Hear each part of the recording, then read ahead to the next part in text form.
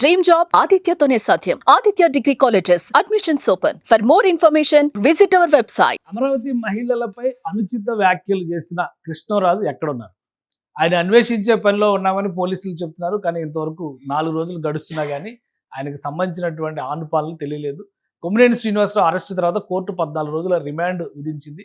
ఈ రిమాండ్కి సంబంధించిన ప్రకటన వచ్చిన సమయంలోనే కృష్ణరాజు మరొక వీడియో రిలీజ్ చేశారు. ఆ వీడియోలో ఏం చెప్పారు, ఆయన చేసినటువంటి వ్యాఖ్యలను ఏ విధంగా సమర్థించుకున్నారు? ఎందుకంటే ఇందులో కూడా కొన్ని ముఖ్యమైనటువంటి అంశాలను ఆయన ప్రస్తావించారు. ఆధార సహితంగా తాను చేసినటువంటి వ్యాఖ్యలను ప్రూవ్ చేస్తానంటూ ప్రకటన చేయడం ఇందులో ఆసక్తికరంగా ఉన్నటువంటి అంశం. సో ఏమేమి ఆధారాలు ఆయన చూపించే ప్రయత్నం చేశారు, ఏం మాట్లాడారు ఒకసారి చూద్దాం. పరిచే ఉద్దేశంతో ఈ వ్యాఖ్యలు చేయలేదు అని చెప్పినప్పటికీ దానిని ఆ ప్రాంత ప్రజలు కావచ్చు, లేకపోతే కొంతమంది వ్యక్తులు కావచ్చు, దానిని విశ్వసించే ప్రయత్నం చేయకుండా ఆందోళన చేస్తున్నారు. అయితే దీనికి సంబంధించి ఇప్పుడు కొన్ని ఆధారాలు మీకు చూపించబోతున్నాను. అదేమిటంటే అమరావతి అనేది రాజధాని, ఎవరికీ సందేహం లేదు. కానీ అమరావతి చుట్టుపక్కల ప్రాంతాలలో ఎయిడ్స్ వ్యాధిగ్రస్తులు అలాగే ఈ సెక్స్ వర్కర్లు ఎక్కువగా ఉన్నారు అనేది ప్రభుత్వానికి కూడా తెలుసు.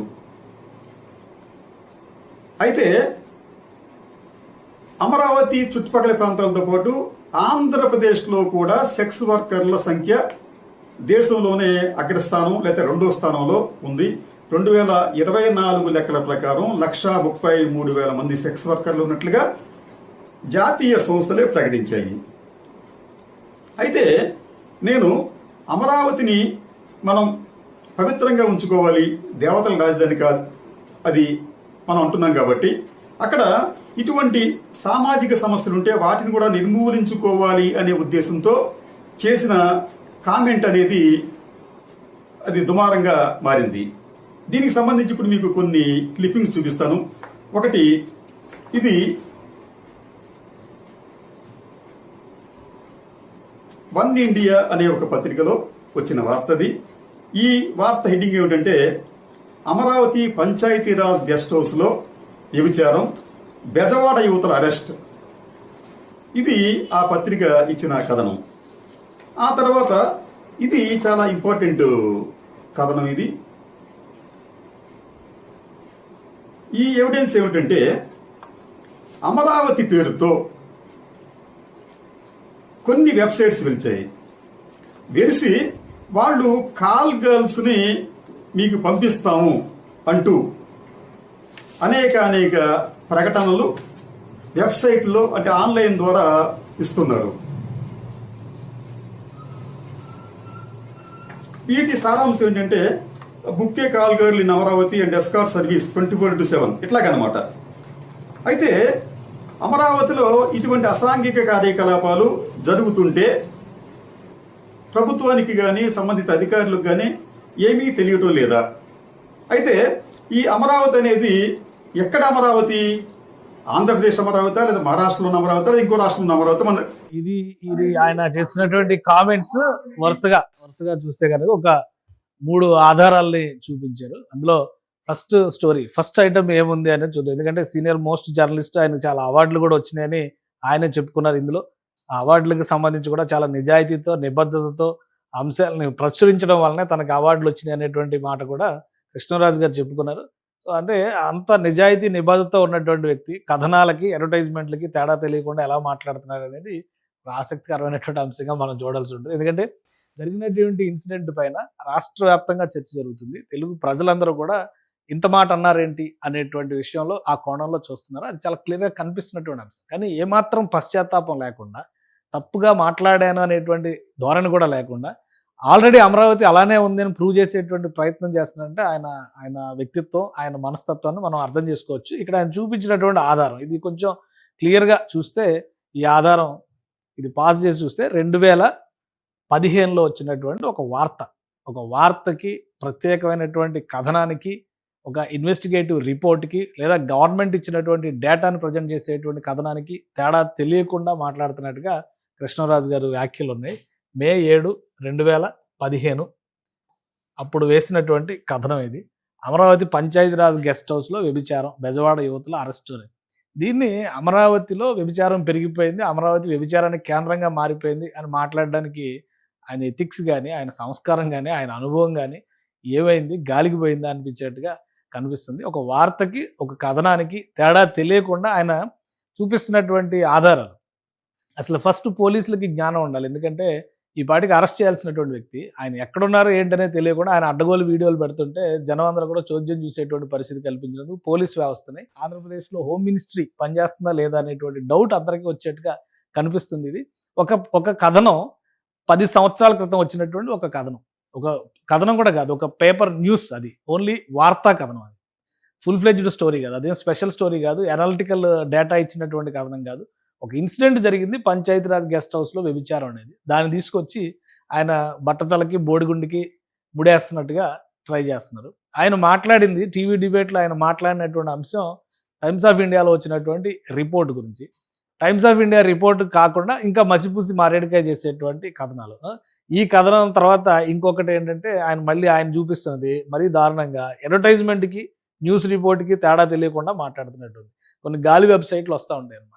అలానే మీరు మామూలుగా న్యూస్ వెబ్సైట్స్ చదువుతూ ఉంటే కూడా పక్కన సైడ్ బార్లో పిచ్చి పిచ్చి వెబ్సైట్లు, పిచ్చి పిచ్చి కంటెంట్ కూడా కొన్ని వస్తూ ఉంటాయి. అలాంటి పేపర్ యాడ్ ఎవడో వేసింది పట్టుకొచ్చి, అది వెబ్సైట్లోనే ఇందులోనే కనిపించినట్టుంది, అది పట్టుకొచ్చి అమరావతిలో కాల్ గర్ల్స్ అని చెప్పని మాట్లాడుతున్నాడు. అమరావతి అనేది ట్రెండింగ్ నేమ్. ఎందుకంటే 2016-17లో అమరావతి ఆంధ్రప్రదేశ్ రాజధాని అవుతుందనేటువంటి ప్రకటన వచ్చిన తర్వాత చాలా సంస్థలు, చాలా కంపెనీలు అమరావతి అనే పేరును కూడా మార్చుకున్నాయి. అప్పుడు అమరావతి అనేటువంటి పేరు ఒక ట్రెండింగ్ నేమ్గా మారింది. అలాంటిది అమరావతి పేరు మీద ఎవడో ఒక కాల్ గర్ల్స్కి సంబంధించినటువంటి యాడ్ వేస్తే దీని గురించి ప్రభుత్వానికి తెలియదా? చెప్పేటప్పుడు కూడా ఇది చాలా ముఖ్యమైనటువంటి విషయం తెలుసుకోవాలి. ఏం ముఖ్యమైన విషయం చెప్తున్నాడు ఆయన? ఈ పెద్ద మనిషి జర్నలిస్టా కాదా అనేటువంటి డౌట్స్ వస్తున్నాయి. ఆయన చేసిన తప్పుని ఒప్పుకుని క్షమాపణలు చెప్పుకుంటే ఇంత దూరం వచ్చేది కాదు. సాక్షి యాజమాన్యం కానీ, ఈ డిబేట్ నిర్వహించినటువంటి కొమ్మినేని శ్రీనివాసరావు కానీ, ఒక పొరపాటు జరిగింది, ఒక నివేదికను కోట్ చేశాం, ఆ నివేదికలో ఎక్కడ కూడా అమరావతి పేరే లేదు. అమరావతి దగ్గర చుట్టుపక్కల ఎక్కడో ఏదో వ్యభిచారం జరిగినటువంటి న్యూస్ రిపోర్ట్స్కి సంబంధించినటువంటి వార్తలను తీసుకొచ్చి అమరావతి మీద ఒక మకిలి ముద్ర వేసేటువంటి, కుట్ర చేసేటువంటి ప్రయత్నం జరుగుతున్నట్టుగా స్పష్టంగా కనిపిస్తుంది. ఇంకా ఇందులో చాలా విషయాలు కూడా ఆయన వెల్లడించారు. దీంతో పాటు మరొకటి అంటే సాక్షి పత్రికలో వచ్చిన కథనం, చివరిలో మళ్ళీ అమరావతికి ఇది సాక్షి పత్రికలో వచ్చిన కథనం, డెక్కన్ క్రానికల్లో వచ్చినటువంటి కథనం, వీటన్నిటిని కూడా మళ్ళీ వివరించేటువంటి ప్రయత్నం చేశారు. దీని ద్వారా ఆయన ఏం చెప్పదలుచుకున్నాడు, అసలు ఏం వివరించాలనుకున్నాడు? ఫైనల్గా ఆయన చెప్పింది ఇగో అమరావతి టర్న్స్ హ్యూమన్ ట్రాఫికింగ్కి అమరావతి ఒక క్యాపిటల్గా మారిపోతుందని చెప్పని 4 సంవత్సరాల క్రితం, 3 సంవత్సరాల క్రితం వచ్చినటువంటి స్టోరీని తీసుకొచ్చి ఆయన మాట్లాడుతున్నాడు. సో ఈ కథనాల ద్వారా కృష్ణరాజు ఏం చెప్పాలనుకుంటున్నాడు, సమాజానికి ఏం మెసేజ్ ఇవ్వాలనుకుంటున్నాడు అనేది ఆయనకే తెలియాలి. కానీ ఇప్పటి వరకు కూడా ఆయన ఎక్కడ ఉన్నాడు అనేది ట్రేస్ చేయలేకపోవడం చేతకాంతనంగానే చూడాల్సి ఉంటుంది. కొమ్మినేని శ్రీనివాసరావుగా ఒకవేళ తప్పు లేకుండా ఉంటాయి. గతంలో అంకబాబు అనేటువంటి ఒక సీనియర్ జర్నలిస్ట్ని అరెస్ట్ చేసినప్పుడు కోర్టు కూడా అరెస్ట్ చేసినటువంటి పోలీసులకి చివాట్లు పెట్టింది. ఎందుకంటే ఒక వాట్సాప్ మెసేజ్ని ఫార్వర్డ్ చేసినందుకు ఆయన అరెస్ట్ చేశారు. ఇక్కడ క్లియర్గా ఆయన మాట్లాడినటువంటి ఆడియో రికార్డ్స్, వీడియో రికార్డ్స్ స్పష్టంగా ఉన్నాయి. కానీ ఆయన పట్టుకునేందుకు ప్రయత్నం చేయలేకపోయారా లేదా ప్రయత్నించి విఫలమయ్యారా అనేది పోలీసులు ఇంతవరకు స్పష్టత ఇవ్వలేదు. హైదరాబాద్లో ఉన్నటువంటి యాంకర్ కొమ్మినేని శ్రీనివాసరావుని పట్టుకున్నారు కానీ ఈయన మాత్రం ఇంతవరకు పట్టుకోవాలి. ఈయన ఇన్సిడెంట్ జరిగిన తర్వాత ఇది రెండో వీడియో. మొదటి వీడియోలో మనోభావాలు గాయపడితే క్షమాపణ చెప్పడానికి నేను సిద్ధం అన్నాడు. ఇప్పుడు అసలు క్షమాపణ ప్రస్తావనే లేదు, నన్ను తప్పుగా అర్థం చేసుకున్నారు, నేను చెప్పింది కరెక్టే అనేటువంటి ధోరణిలో ఈయన మాట్లాడుతున్నారు. సో ఇంకా వదిలేస్తే ఇది తొండ ముదిరి ఊసర వెళ్ళి అయ్యేటువంటి వ్యవహారంలా కనిపిస్తుంది. Already national commission for women respond అయింది, సుమోటోగా ఈ కేసుని స్వీకరించింది. కోర్టు ఈరోజు విచారణ తర్వాత కొమ్మినేని శ్రీనివాసరావుకు 14 రోజులు రిమాండ్ విధించింది. ఆంధ్రప్రదేశ్ పోలీసు యంత్రాంగం అలర్ట్ అవ్వాల్సినటువంటి సందర్భంగా కనిపిస్తుంది.